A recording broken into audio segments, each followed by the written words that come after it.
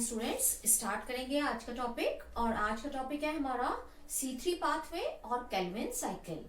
हमने बात की थी लास्ट टाइम कि लाइट रिएक्शन में हम पढ़ चुके हैं cyclic photophosphorylation, non cyclic photophosphorylation, और उसमें हमने पढ़ा था कि ATP और NADPH बनता है। तो कहाँ बन रहा था, थोड़ा सा उसको देख के उसके बाद हम C3 साइकिल में चलेंगे कि क्लोरोप्लास्ट के अंदर अगर मान लो ये क्लोरोप्लास्ट है और यहाँ पर ये ग्रेना प्रेजेंट है, यहाँ थाइलेक्वाइड हम एक की बात कर रहे हैं, तो थाइलेक्वाइड प्रेजेंट है। तो थाइलेक्वाइड के अंदर यहाँ पर दो फोटो सिस्टम थे, ठीक है, और यहाँ पर ल्यूमेन में वाटर का ब्रेकडाउन हो रहा था, स्प्लिटिंग हो रही थी, जिससे क्या बन रहा था, hydrogen ion, electrons plus oxygen. Oxygen as a by product बाहर निकल रही थी। हाइड्रोजन आयन यानी जो प्रोटॉन्स हैं, इनकी कंसंट्रेशन यहाँ बढ़ रही थी ल्यूमेन के अंदर। ये दोनों फोटो सिस्टम है, ये फोटो सिस्टम सेकेंड और ये फोटो सिस्टम वन। ये जो इलेक्ट्रॉन्स है वो यहाँ जा रहे थे, यहाँ से ये मूव कर रहे थे इलेक्ट्रॉन ETS से होते हुए कहाँ जा रहे थे, फोटो सिस्टम वन में, और फोटो सिस्टम वन से ये फेरिडॉक्सिन के पास जा रहे थे, और यहाँ पर जाकर ये क्या बन रहा था, NADPH। एक तो NADPH बन रहा था, और ये जो हाइड्रोजन आयन की कंसेंट्रेशन यहाँ बढ़ रही थी, यहाँ से ये क्या बन रहा था, प्रोटॉन ग्रेडियंट, जिसकी वजह से यहाँ पर ATP की फॉर्मेशन हो रही थी। तो ये दो काम हम कर चुके हैं लाइट रिएक्शन के अंदर, पूरा मैंने डिटेल में पढ़ा दिया है, अगर आपने नहीं देखा तो वो वीडियो आप देख सकते हैं। तो लाइट रिएक्शन में हमारे दो कंपाउंड बन चुके हैं, NADPH रिड्यूसिंग पार्ट और ATP यानी एनर्जी कंपाउंड। तो ये दो चीजें बन चुकी हैं जिनका यूटिलाइजेशन अब हम देखेंगे कि कैसे होता है डार्क रिएक्शन में। तो स्टार्ट करते हैं हम केल्विन साइकिल और C3 साइकिल, जिसको मेल्विन केल्विन ने डिस्कवर किया था, उसी के नाम पर इसका नाम दे दिया गया केल्विन साइकिल। अब C3 साइकिल या C3 पाथवेज को क्यों बोलते हैं, इसके अंदर ऐसा क्या बनता है, क्या चीज होती है, वो अब हम देख लेते हैं। हमें पता है कि फूड कैसे बनता है, कार्बन डाइऑक्साइड, हम रिएक्शन पढ़ते आ रहे हैं कि कार्बन डाइऑक्साइड वाटर जो है वो क्या बनाते हैं, फूड बनाते हैं यानी ग्लूकोज बनाते हैं। तो कार्बन डाइऑक्साइड का यूटिलाइजेशन कौन करेगा, कौन एक्सेप्ट करेगा कार्बन डाइऑक्साइड को, तो कार्बन डाइऑक्साइड का जो एक्सेप्टर है उसका नाम है राइबोलोज बिसफॉस्फेट। ये बिसफॉस्फेट है स्टूडेंट, राइबोलोज बिसफॉस्फेट, ठीक है। और ये 5 कार्बन कंपाउंड है, 5 कार्बन कंपाउंड है। ये क्या करता है, ये कार्बन डाइऑक्साइड को एक्सेप्ट करता है, ये कार्बन डाइऑक्साइड एक्सेप्टर है। मैं यहां बता देती हूँ, कार्बन डाइऑक्साइड,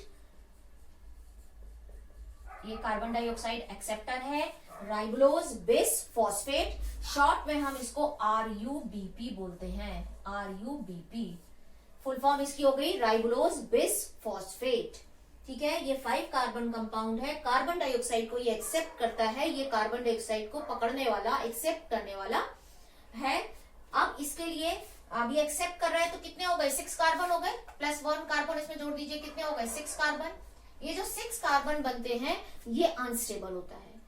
अब ये अनस्टेबल होता है इसलिए इसका ब्रेकडाउन होगा, और इसका ब्रेकडाउन होगा तो क्या बनेगा वो हम देखते हैं। पर जब ये कार्बन डाइऑक्साइड को ले रहा है तो इस प्रोसेस को हम क्या बोलेंगे, जब कार्बन डाइऑक्साइड को एक्सेप्ट कर रहा है तो ये 5 कार्बन कंपाउंड है, एक कार्बन इसने कार्बन डाइऑक्साइड से ले लिया, 6 कार्बन बन गए, और ये प्रोसेस क्या कहलाई, कार्बोक्सिलेशन। कार्बोक्सिलेशन ये हो गया हमारा फर्स्ट स्टेप, कार्बोक्सिलेशन। जहां पर कार्बन डाइऑक्साइड ऐड होती है वो प्रोसेस क्या कहलाती है, कार्बोक्सिलेशन। तो फर्स्ट स्टेप हो गया कार्बोक्सिलेशन, 5 कार्बन कंपाउंड था, एक कार्बन डाइऑक्साइड से ले लिया 6 कार्बन कंपाउंड जो कि अनस्टेबल है। अब ये ब्रेक डाउन होगा किसमें, जो स्टेबल कंपाउंड है उसका नाम है फॉस्फोग्लिसरिक 3 फॉस्फोग्लिसरिक एसिड, या इसको ग्लिसरेट भी बोल सकते हैं, 3 फॉस्फोग्लिसरेट भी बोल सकते हैं, 3 फॉस्फोग्लिसरेट, ठीक है, कुछ भी बोल सकते हैं। 3 फॉस्फोग्लिसरिक एसिड और 3 फॉस्फोग्लिसरेट, ये 3 कार्बन कंपाउंड है, तो इसके 2 मॉलिक्यूल्स बनेंगे। ये 3 कार्बन कंपाउंड है, ये 6 हो गया, तो 6 जब ब्रेक डाउन होगा तो 2 पार्ट्स में होगा, तो 3 कार्बन कंपाउंड के 2 मॉलिक्यूल्स बन जाएंगे। तो इसके क्या बन जाएंगे, 2 मॉलिक्यूल्स, किसके, 3 कार्बन कंपाउंड के, ठीक है, 3 कार्बन कंपाउंड के, तो बैलेंस हो गई, 3 कार्बन कंपाउंड के 2 मॉलिक्यूल्स बन गए, कौन से, 3 फॉस्फोग्लिसरिक एसिड या 3 फॉस्फोग्लिसरेट, ठीक है। तो फर्स्ट प्रोसेस हो गया कार्बोक्सिलेशन। अब हमने ATP और NADPH बनाया था, उसका क्या होगा, तो ये दो मॉलिक्यूल्स बन गए हैं 3-फॉस्फोग्लिसरिक एसिड या 3-फॉस्फोग्लिसरेट के। अब इसको क्या करना है, इसमें NADPH का यूज होगा क्योंकि दो मॉलिक्यूल बने हैं, इनको रिड्यूस करना है। तो सेकेंड स्टेप हमारा क्या आ जाएगा, रिडक्शन। अब रिडक्शन के लिए हमें क्या चाहिए, दो मॉलिक्यूल है इसलिए दो NADPH चाहिए, और बिना एनर्जी के प्रोसेस पूरी नहीं होगी, तो दो ही ATP चाहिए। तो क्या किया, दो NADPH लिया प्लस दो ATP लिए और इसको कन्वर्ट कर दिया किसमें, 2 NADP बन गया वापस से, और 2 ADP प्लस इनऑर्गेनिक फॉस्फेट, यानी जो बनाया था उसको यूज कर लिया, वापस से NADP बना दिया और स्ट्रोमा में डाल देंगे, तो दोबारा से लाइट रिएक्शन में NADPH बनेगा, जो ADP बना है वापस से ATP में कन्वर्ट होगा। तो जो हमें यूटिलाइजेशन करना था वो हमने कर लिया, रिडक्शन कर दिया किसका, 3-फॉस्फोग्लिसरिक एसिड का। किसमें, जब एसिड रिड्यूस होते हैं तो क्या बनता है, एल्डिहाइड, तो ग्लिसरैल्डिहाइड 3-फॉस्फेट बन जाएगा, ग्लिसरैल्डिहाइड 3-फॉस्फेट। ठीक है, ये भी 3 कार्बन कंपाउंड है तो इसके भी 2 मॉलिक्यूल्स बनेंगे, बैलेंस हो गया। ठीक है, क्योंकि 3 दिन के 2 थे तो ये भी 3 कार्बन कंपाउंड है, इसके भी 2 मॉलिक्यूल्स बन गए रिडक्शन होने के बाद। अब इसमें से कुछ पार्ट तो चला जाएगा ग्लूकोज बनाने में। ठीक है, इसमें से ग्लिसरैल्डिहाइड 3-फॉस्फेट के 3 कार्बन कंपाउंड के 2 मॉलिक्यूल्स बने हैं, कैसे बने हैं, रिडक्शन से बने हैं। और रिडक्शन में जो हाइड्रोजन आया वो कहां से आया, NADPH से आया। ठीक है, तो इसमें से कुछ पार्ट जो है चला जाएगा ग्लूकोज को बनाने में और कुछ पार्ट चला जाएगा वापस से RUBP को बनाने में। तो थर्ड स्टेप आ जाएगा रीजनरेशन, क्योंकि साइकिल है, चलनी है, तो वापस से RUBP चाहिए, तो थर्ड स्टेप आ गया रीजनरेशन। पर रीजनरेशन के लिए कुछ तो चाहिए, बिना एनर्जी के ये प्रोसेस भी नहीं होगी, तो यहाँ पर एक ATP यूज किया जाएगा और यूज करके किसमें कन्वर्ट कर दिया जाएगा, रीजनरेशन हो जाएगा, कन्वर्ट हो जाएगा ADP प्लस इनऑर्गेनिक फॉस्फेट में, यानी ATP का यूज हो गया। ठीक है, अब हम कार्बन का बैलेंस देख लेते हैं जरा। अब देखो यहाँ पे ग्लूकोज तो बन रहा है, पर ग्लूकोज है 6 कार्बन कंपाउंड। देखो ये बात भी है कि ग्लूकोज क्या है, C6H12O6, ये 6 कार्बन कंपाउंड है, पर हमने क्या यूज किया यहाँ पर, एक कार्बन कंपाउंड। अभी एक कार्बन डाइऑक्साइड से एक कार्बन मिलेगा।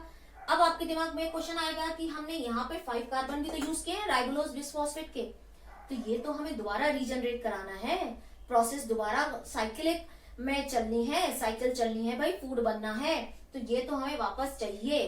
तो हम इसके 5 कार्बन यूज नहीं कर सकते क्योंकि हमें वापस से इसको रीजनरेट कराना है, तो ये एज इट इज ही हमको चाहिए। तो अब बचा हमारे पास कार्बन डाइऑक्साइड और इसका एक कार्बन कंपाउंड।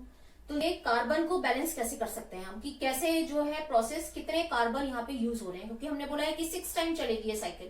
तो देखो ये हम इस 5 कार्बन को तो हम यूज नहीं कर सकते क्योंकि हमें वापस रीजनरेट कराना है, तो ये एक कार्बन आ रहा है, इस कार्बन को ये साइकिल 6 टाइम चलानी है, तो हम क्या करेंगे, इसको 6 से मल्टीप्लाई कर दे। तो यहाँ पर जैसे ये 5 कार्बन कंपाउंड है तो हमें 6 टाइम चाहिए, तो 6 से मल्टीप्लाई कर दिया इसको, तो कितना हो गया 30, यानी 30 कार्बन चाहिए यहाँ पर। ऐसे ही यहाँ पर 3 कार्बन के 2 कंपाउंड बने हैं, यानी 6 कार्बन कंपाउंड बना है, तो 6 कार्बन कंपाउंड को 6 से मल्टीप्लाई कर दे। 6 into 6 carbon is equal to कितने हो गए, 36 कार्बन। तो यहाँ पर रिक्वायरमेंट हुई 36 कार्बन की। हम देखते हैं सही है हमारा बैलेंस या नहीं।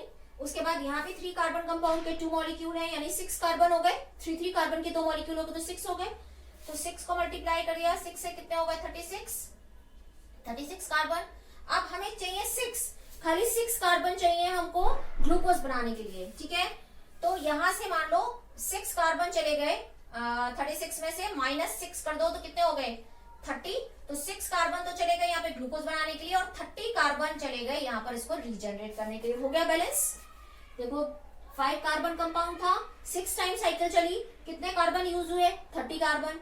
यहाँ पे 6 कार्बन कंपाउंड बन गए, 3 कार्बन के 2 कंपाउंड, तो 6 से मल्टीप्लाई कर दिया, 36 आ गए। उसके बाद ये भी वही है, 3 कार्बन के 2 मॉलिक्यूल्स, तो 6 से मल्टीप्लाई किया 36, जिसमें से 6 चले गए ग्लूकोज को बनाने में और 30 कार्बन वापस हो गए रीजनरेट कराने में। तो क्लियर हो गया ये कि कार्बन बैलेंस है हमारा। अब हम देखते हैं कि एक साइकिल में हमारे कितने एटीपी और कितने एनएडीपीएच यूज हो रहे थे, तो 6 टाइम में कितने होंगे।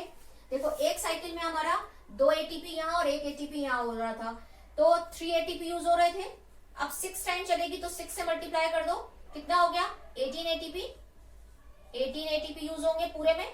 और एनएडीपीएच कितने यूज हो रहे थे 2, तो 2 को यूज मल्टीप्लाई कर दो 6 से, 2 NADPH मल्टीप्लाई बाय 6 कितने हो गए 12 NADPH, यानी 18 ATP एंड 12 NADPH यूज होंगे इसको एक ग्लूकोज को बनाने में।